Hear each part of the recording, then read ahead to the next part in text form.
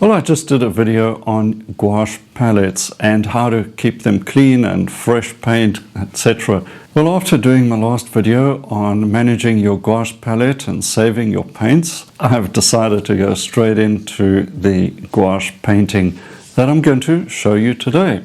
It's a little Italian street scene, and I thought there'd be some nice warm colors in this painting, and I thought I'd share it with you in this video today. So stick around and have a look at my gouache painting process.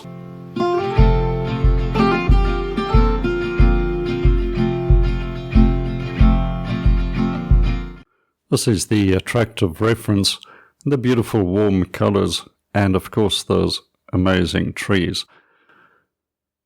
I'm going to start toning the paper with some transparent warm color, some alizarin crimson and a bit of deep yellow. I'm painting on Fabriano cold press paper, 300 grams. I like the little bit of tooth that the cold press provides, and that allows for a few more layers of color as well. Hot press I find is just a bit too smooth. So I'm already starting to get the composition slightly dialed in here, getting the darker reds where the trees are going to go and some of the buildings. Nothing too serious, just starting to think about the composition as well. That's nice just to start visualizing. You should have probably have done this long beforehand, but it pays to do a little bit of preparation. Estimating where I'm going to have some of the darkest darks, so I've added that purple color, pretty much transparent as well, no white paint at this early stage. Some of the shadow patterns I'm keeping in mind as well. Very important to have shadows on sunny days like this. And I find the colors like this quite inspiring. So we let that dry. It doesn't take too long with gouache. And now composition. Well, as I said, I've already started, so I'm just going to take it a little bit further with a pencil and very quickly and roughly draw in the main points. The road where it's going to exit, the perspective of the wall, and pretty much where some of the trees and main elements are going to go, but not drawing it in any great detail because it's going to be painted in a fairly loose sketch type of approach. Trying to keep the painting fresh, and the emphasis is going to be on the light and shade. So start off with the darkest hues. In the traditional approach to opaque painting, gouache falls into that category. Bit of ultramarine and 2 yellows, and I'll just mix those carefully as I go along. And you can see how the touch of cadmium is very much an opaque color. I don't even need white paint, keeping white out of it for the time being as I get in the darks. And as I've always said, you want your darks to be fairly transparent, and don't bring in any of the lights, because the darks are shadow family colors. Keep your values in the shadow side of the value scale. You can see that nice, rich, dark.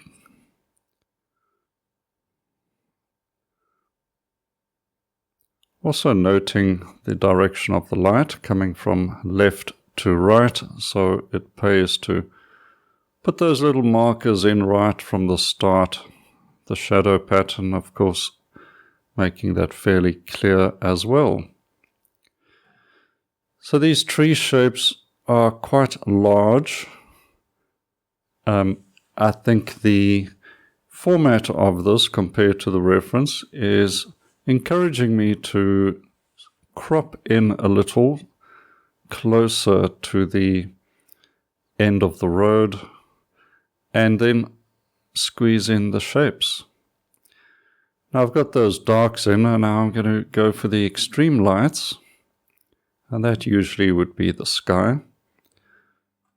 Titanium white, a touch of cerulean, and even a touch of yellow will help you get a nice sunny, bright sky. And when you get your sky value correct, nice and light and bright like this, it influences the entire painting. Everything has to adjust accordingly, and you end up with a bright, sunny looking painting. The shadows must be dark and cool, the lights nice and bright and warm. Now starting to cut in with the strong opaque sky colors, cut in and get those tree shapes a little smaller where they need to be.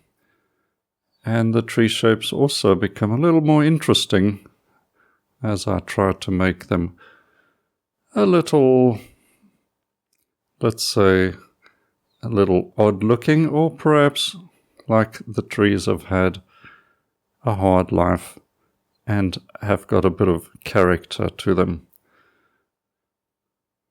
We don't want big, round, easy-going lollipop trees. That's not as interesting. Middle value colors now, following the traditional process, and that will include some of the middle value lights like the walls and road, and also some of the middle value shadows.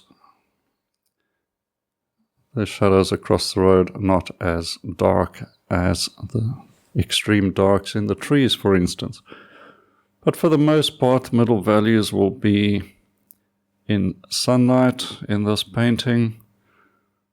They're just not as bright as the sky. Very attractive deep yellow with a touch of red or alizarin added in, and you get that sort of burnt orangey look to it. It's very appealing, and lovely colors to contrast with a bit of complementary color here or there. Already the blue in the sky, making the orange stand out even more. Couple of odd shaped buildings at the end there. I'm not going to fuss over them too much. And because gouache dries so quickly, you may find your colors drying a little darker than you thought, in which case let the paint settle for a bit and then come back in with a fresh layer of paint, maybe adjusted just a little lighter or warmer as you require. The distant light at the end of the road will be also a little cooler than the lights in the foreground. I'm here already setting out where the shadows are going to go with a bit of grayish blue color on the left. And as I said, the lights in the foreground will have a bit more warmth to them, and that will lift up the road and bring it towards us or up to us, so the road looks like it's heading straight into the painting and not up. Remember, cool recedes and tends to drop with the perspective, and warms tend to rise up, visually in this case. And we've got some sidewalk and some interesting fencing that I'm going to simplify and improvise a little, just mostly to try and bring in some nice colors. In this case, violet. Every landscape needs some violet color in it. and violet and yellow. A beautiful combination to make those yellows stand out even more. Remember, when relying on complementary contrasts, one color must dominate and the other plays the more recessive role, but in that way they balance out visually. You never want the viewer to have to try to figure out what's important in a painting. It should be clear from what you emphasize.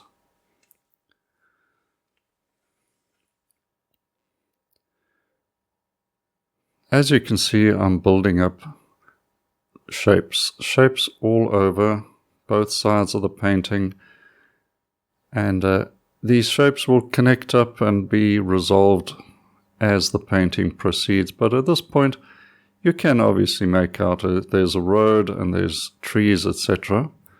But it needs some details. So it's time to start adding a few of those and a few vertical lines.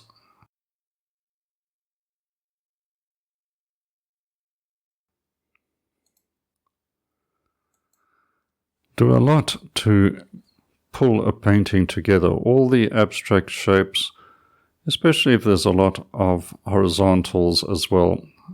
A few verticals makes it all start to come together. And these interesting shaped trees, I'm probably not really doing justice to them at the moment, but I will refine their shapes and cut in with a bit of background color here or there where it's really necessary, remembering to put in the shadow side of the tree. And experiment with a few colors, like alizarin perhaps as a shadow side of the tree, instead of a burnt umber or something that's maybe a little too dark and lacking in some visual interest. Also the light side of the tree, you can scumble some color there and get a bit of broken color. And we'll just keep working these shapes. As the one side dries, I'm working the other side using a little synthetic hair brush here, basically a rigger brush.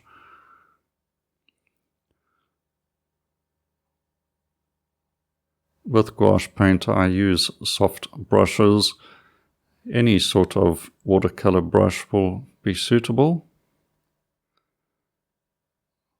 Perhaps not a mop, of course, but I like to use flats for the most part for gouache painting. Okay, now that with all the blocking in and the main shapes in, I'm now going over shapes and building up the layers. With gouache paint being basically an opaque medium, it's good to build up layers, and that increases the richness and interest of your painting surface.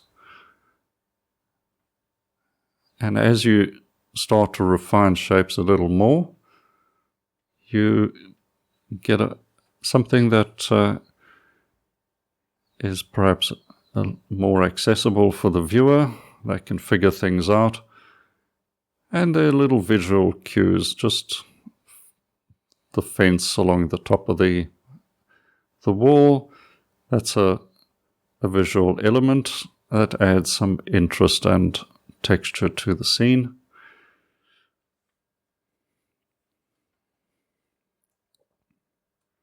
All these little bits and pieces just hopefully will delight the eye and give the viewer something to move around and have a look at different parts of the painting. Of course, your job as the artist is to guide the viewer's eye, direct it perhaps with contrasts, whether it's color temperature or value contrasts, where you put the shadows, where the lights are, and other points of interest. bringing some of the violet colors in now in the shadow side, which are repeated in the shadows across the road. And this helps to harmonize color and unify the whole painting. You can see I've used relatively few colors on the palette, and mixed up a few colors as well, because mixing colors helps you to also create harmony. When one color is obtained through mixing, you get a much better result than if you get a tube color for each and every color you want on your canvas or paper.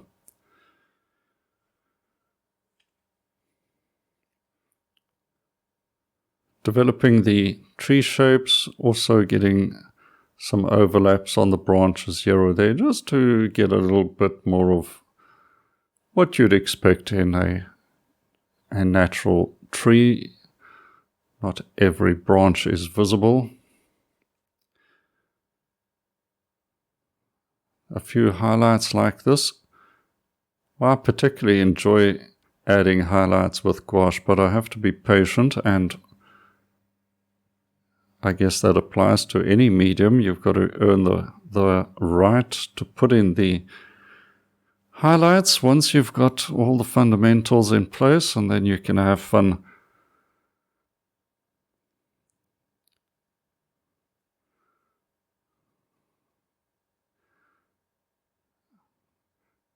I find these trees really fascinating. I think the actual trees themselves, as you can see in the reference, have an almost Dr. Seuss-like quality to them.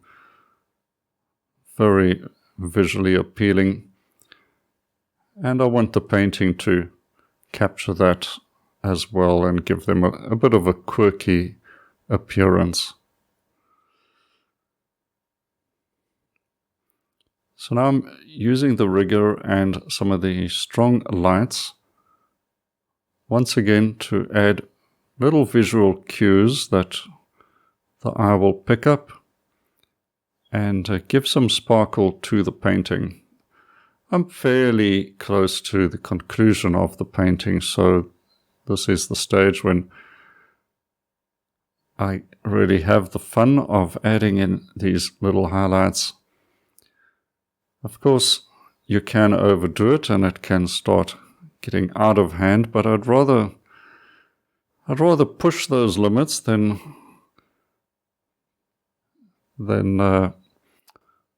not give vent to my little fun side of the painting. That enjoyment you get out of your painting, it's for you. You come first, you must have fun. These little highlights on the top of the cool colors, absolute joy to put those in. And I must tidy up the lights now around the shadows, tighten up maybe some of those shadows as well. Just got to fix up a few. Warm these foreground shadows up, because if they get too much white paint, they can look a bit cool and pasty, and as I explained earlier, you don't want that. And the tree shadow, I need to correct that as well and tie it up to the tree. And then bring in those lights. Just a bit of punch here alongside the tree as well.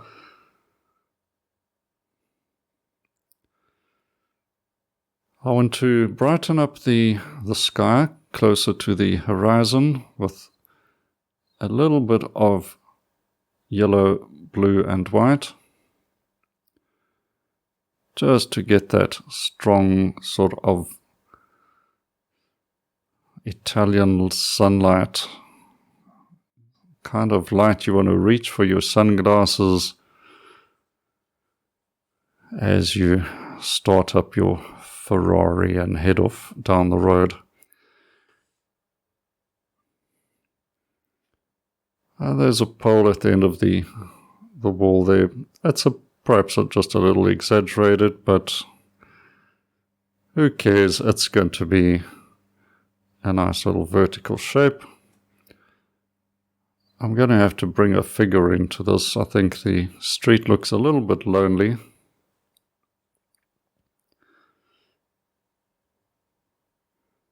And this tree trunk needs a bit of emphasis.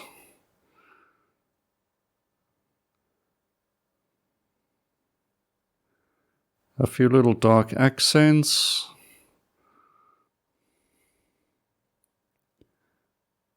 A little bit more of the warm colors. Absolutely beautiful warm colors on those walls.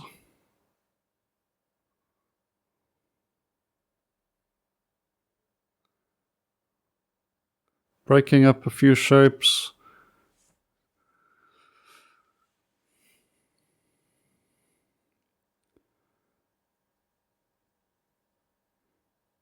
And a few halos of light around the trees to finish them off.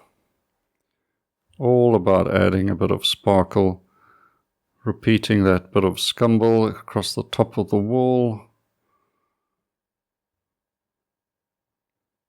Layers in gouache is so important, but you got to let the gouache dry down a bit before you come back in with those extra layers. So be patient, work different parts of the painting, let it settle down before you come back in and put down one good stroke of paint, because you don't want to go back and forth on gouache paint and turn it into a muddy color. I'm pretty happy with the trees and sparks of light here or there. Cleaning up just up on the corner.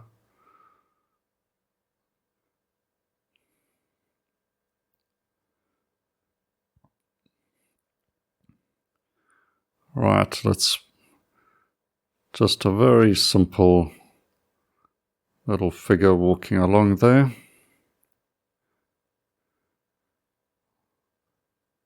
And I'm going to call that a day.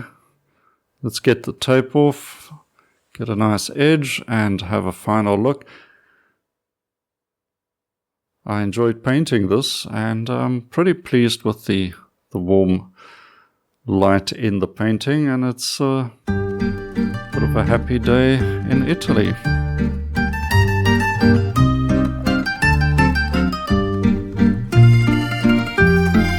I hope you enjoyed that little painting. It was certainly fun to do. And with gouache, it's always fun to see how the painting comes together. At the beginning and even in the middle, it looks like it's going nowhere. And with a few highlights and a few lines here or there to just pull things together, it suddenly looks good. And I was very happy with the end result. And it's just a lot of fun to do. These little gouache paintings are amazing. You can do them within an hour, and you've got something really nice to show for it. Now, if you want to get into your gouache painting with a bit more seriously, I've got gouache painting for beginners and an advanced course on gouache painting, all on my painting school. Find your free course up here, and you can then explore those gouache courses and any others that catch your eye. Well, I hope you enjoyed the video, and stick around for forthcoming videos by subscribing to this channel. Plenty to do coming up in the weeks ahead. Well, until next time, happy painting and cheers for now.